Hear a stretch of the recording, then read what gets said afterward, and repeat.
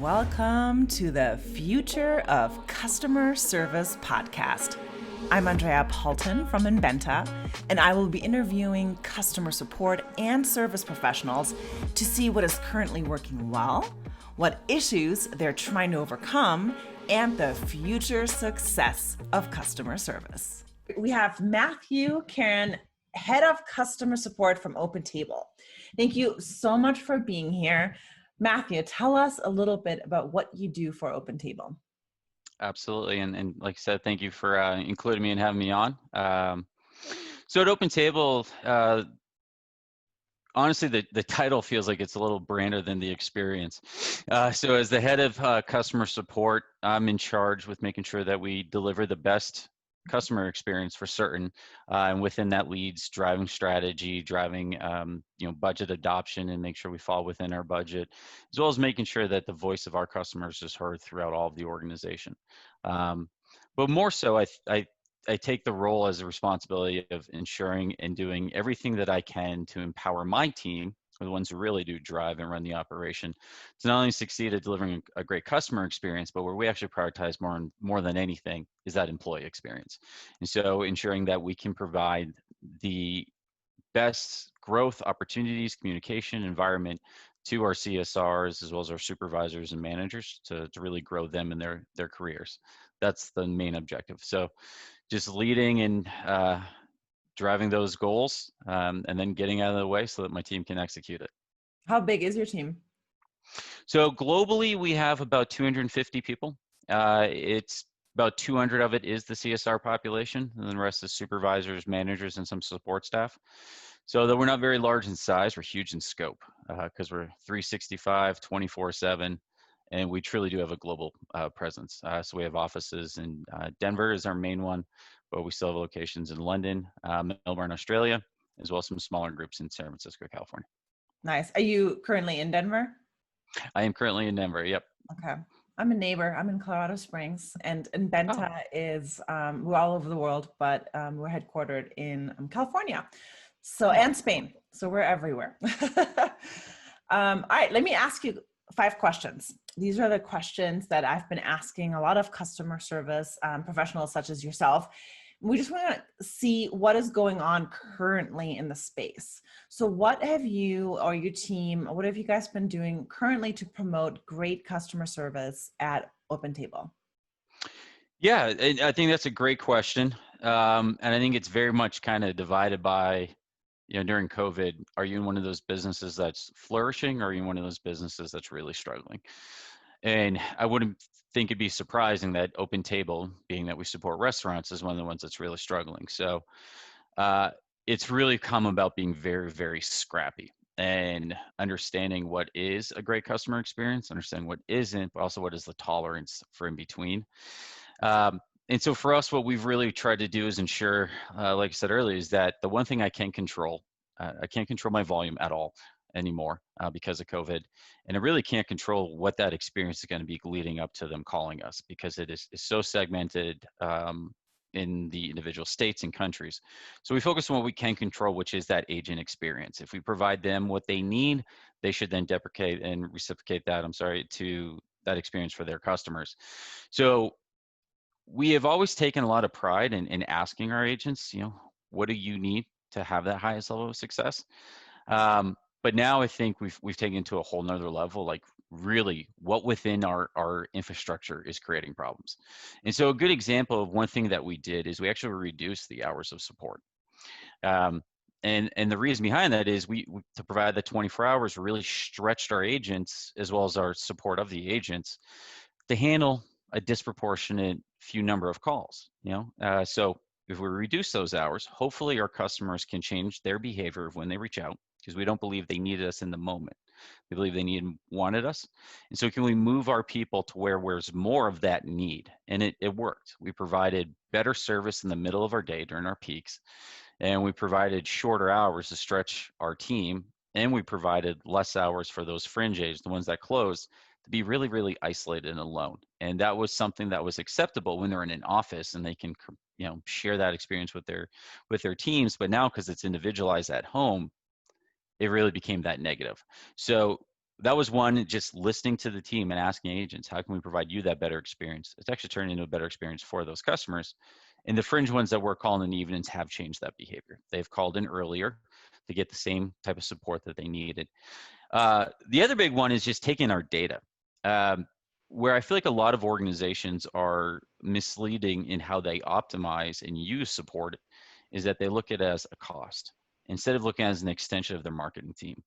And so we're asking, how can we do a better job of taking the customer interaction, which is just the behavior of reaching out and calling, why did they call or email or chat, and making sure that we streamline that information so that it is prevalent in the decision making and prioritization for product and for marketing. It's a constant moving target, but there's significantly more focus than today, because if we can, and I can, convince the organization that support is not just a cost, it's an investment. And it's not just an investment in educating your customers, it's an investment in data as well. Then we're in the forefront of developing more user-friendly products. And that ultimately does create that better customer experience. The last one I would say is really continues to driving to be that champion for your customers, for your employees. What can easily be misunderstood or over-indexed in, especially a COVID environment, is scale. Hey, if we build this product, we can drive this revenue. Yeah, and we need all the dollars that we can get, but you're going to drive this cost. And it's not always as easily seen on a bottom sheet of sales, support costs, and that's how we can help really distinguish that. Because it's easy for them to say that, hey, we can have 3 employees cover that process gap that the product doesn't have. That's that set fixed cost, but then remind the organization, well, that doesn't ever go away. Like, if you build on that and you invest on that and you build other layers, that's going to grow. And during a time period where we don't have strong revenue and we don't have a great customer experience because things out of our control, do we want to invest long term into a negative experience? Probably not, because then that's become a deep-seated root.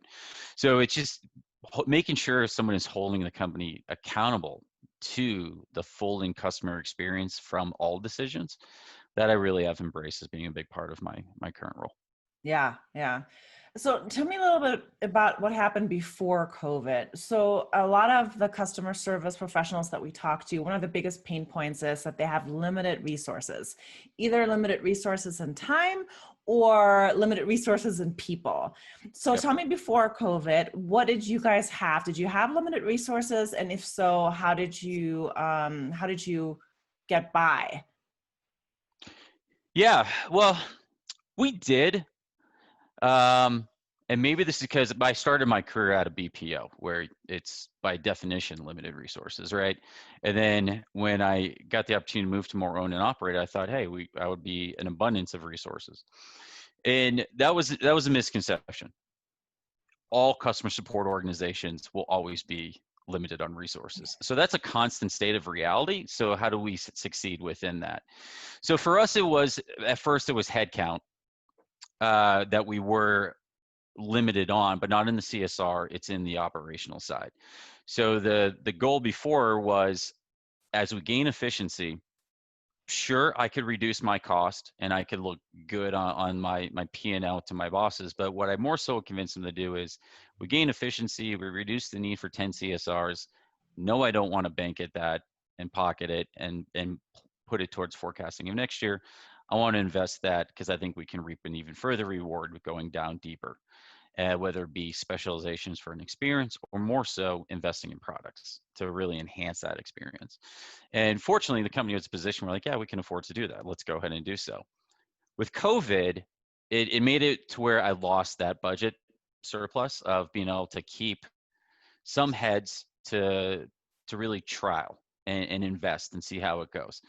And when we went through furloughs and some layoffs, that's where that left us. So now we're in the technology side. That's the side that is more of the return that we're looking to grow on. So where we do struggles in the systems. Now, what makes Open Table's support organization a little bit different when I say that we're all short on resources is that we're a 4-year-old organization in a 21-year-old company. They had outsourced it for 15, 16 years. And when they brought it back all in-house, you're starting a new business again.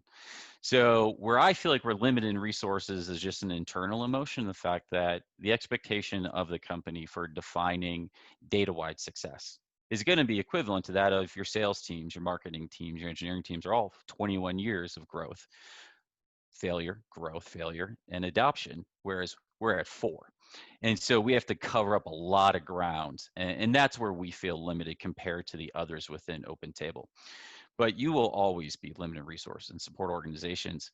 So I think the biggest thing that you can do, back to my prior answer, is empower your agents. They know the answers to the questions. We just got to ask a better question to elicit a better answer from the agents that's more scalable. And so that's something that we're trying to do. We're trying to not only educate them on thinking differently, thinking not outside the box. I feel like that's a little bit of an overused phrase, because let's make sure we maximize everything inside the box. Do we know it all works?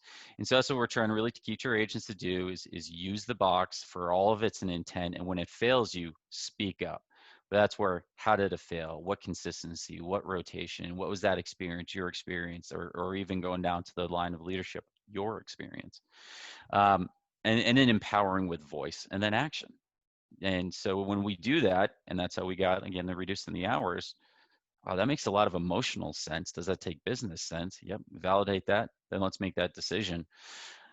Because that doesn't require resources. That just requires empowerment of speech and reward for being involved, and ultimately cultivating a culture where everybody cares, not only about the individual, but the customer and the business. Too many times I work for support organizations where they just care about themselves and the individual, and we hire for people that don't do that. I hire for team fit more than I hire for aptitude. So that has helped us during this period of time where you're not going to get that additional cost.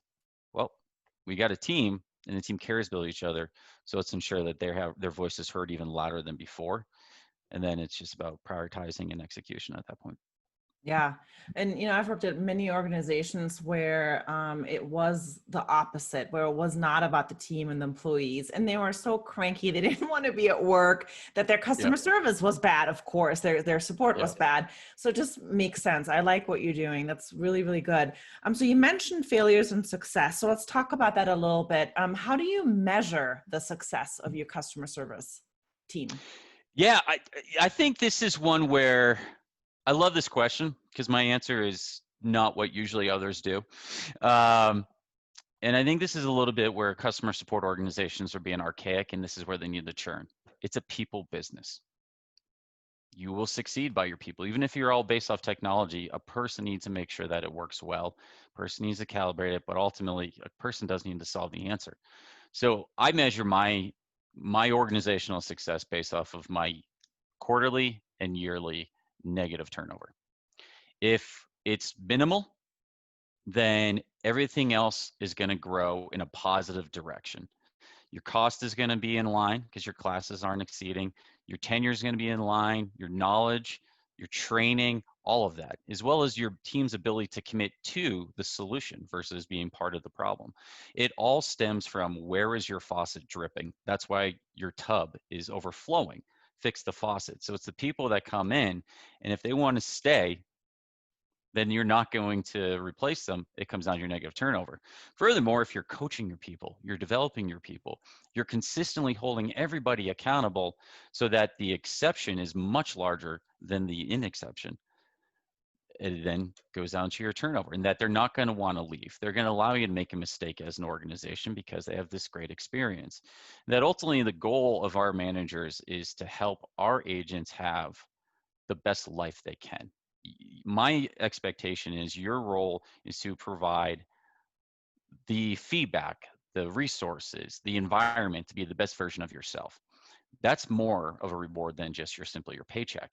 And so if you're measuring your success to an employee by the fact that, well, I paid you on time, you should be here on time, they don't care about you as much as you don't care about them, and then the customer gets lost in between. So everything comes down to me on how my employees are treated and how they respond to that treatment. And then they say so loudly whether or not they stay or they leave. Because what I found is I'm chasing a handle time. That's seasonal. That's based off of your tenure, your training, your operational onboarding. You know, whether or not there was a weather storm or a holiday that's a little bit off season. Like, there's so many things you can't control, including your market, including your business and your product. Everything else is subjective. Negative turnover within your organization is to me the driver of every other number. So let's just go right to the root cause, which is your staff. And that is different. That's a different answer that I've gotten. I've asked this question quite a few times. I like it. You mentioned something about coaching your teams. Are you the person in charge of that, or do you hire outside, classes, courses, people in to train them, or are you the coach, the head coach in charge?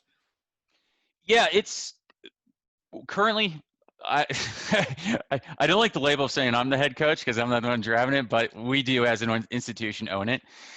I think you can do a blend of both, but I would definitely not over-index institutionalized lessons and classes because there's most people out there do not learn, have the highest retention of knowledge from an online learning. That's why in-classroom training is so important, but more so it's that mentorship, it's that coaching, it's the fact that we don't live in a black and white world. So much of it is gray, and an online course can't help you with that. Now, a solid coaching plan based off of a measured and observed behavior, validated through data, part of that coaching plan can be go attend that class.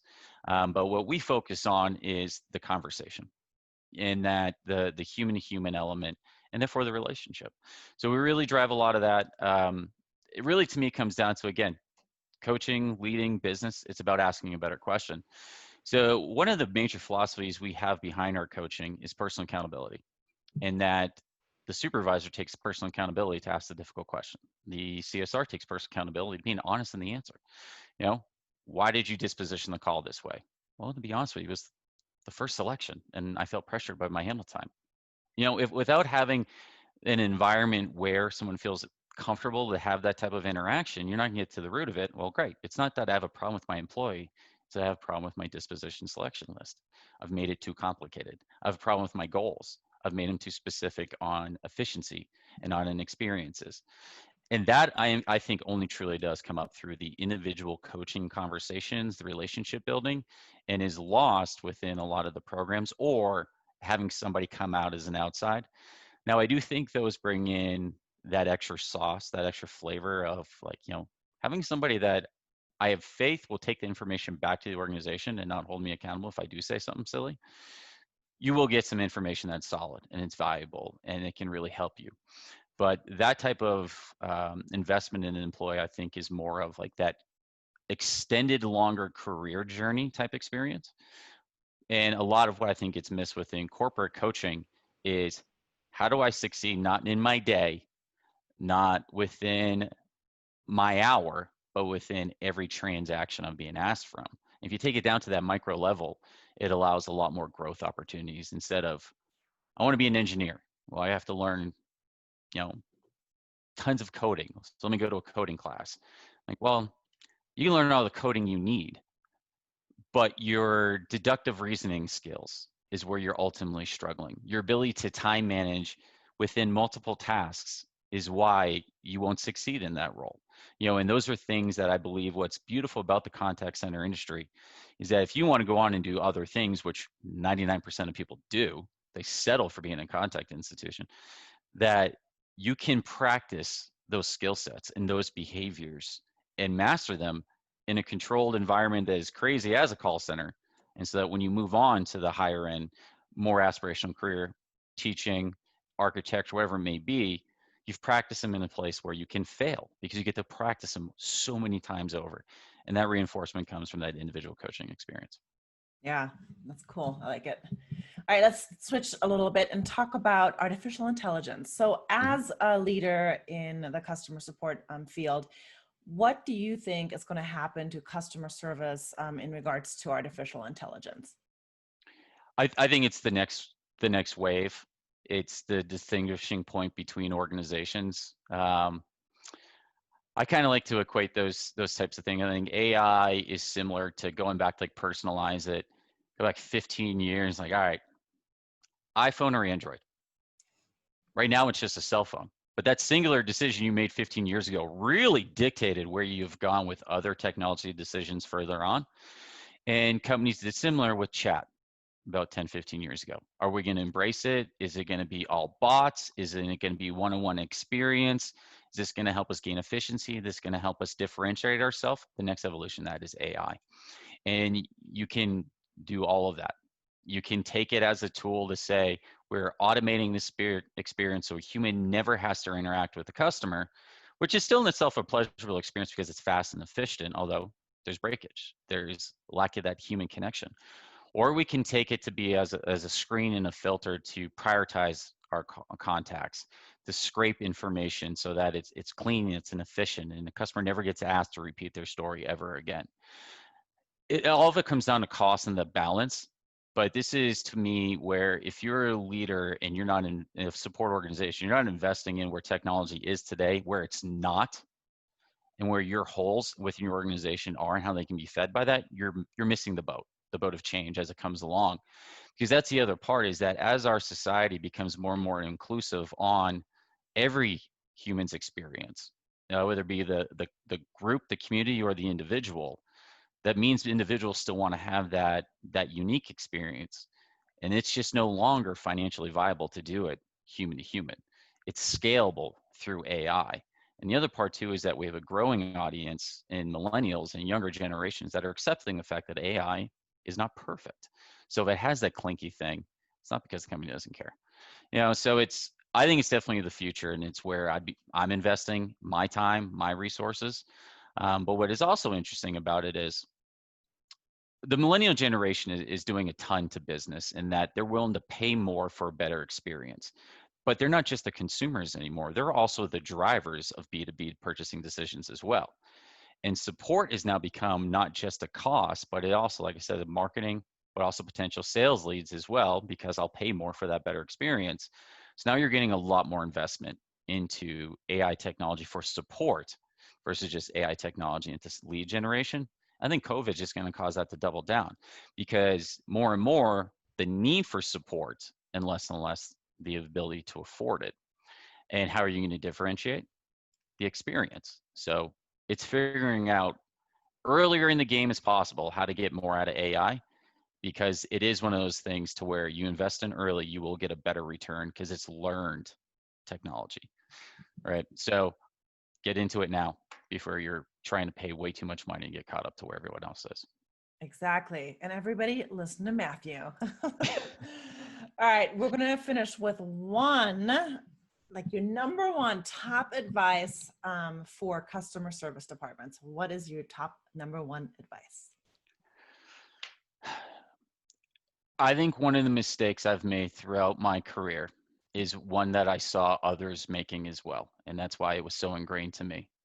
And that you're hired to a role because they think and you think you have the answers. I don't have the answer for the problems of tomorrow. I don't have the answers mostly for the problems of today.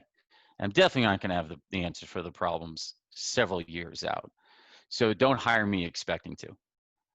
I need to ask the questions, the right questions, the real questions that drive better decision making and better answers from the organization, from the community.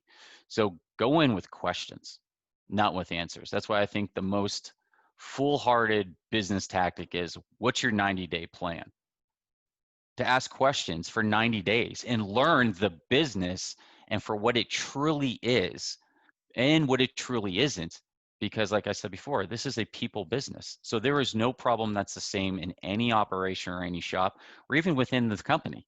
If you have a call center in Dallas and you have a call center in New York, you're going to have different problems because it's behavioral based and every person and community is unique. So go in, ask questions, and get to know your people. And from there, the answers come a lot easier. Yes, that was so good. All right. I love it. All right. Ask questions, go get AI and treat your employees like gold, not just your customers. All right. Absolutely. Thank you, Matthew, so much for being here. I really appreciate your time. Thank you so much. It was fun to be on. Thanks so much for tuning in. This podcast was brought to you by Inbenta. Inbenta Symbolic AI implements natural language processing that requires no training data with Inbenta's extensive lexicon and patented algorithms. Check out this robust customer interaction platform for your AI needs, from chatbots to search to knowledge centers and messenger platforms. Just go to our website to request a demo at inbenta.com. That's INBENTA.com. And if you liked what you heard today, please be sure to subscribe to this podcast and leave us a review. Thank you.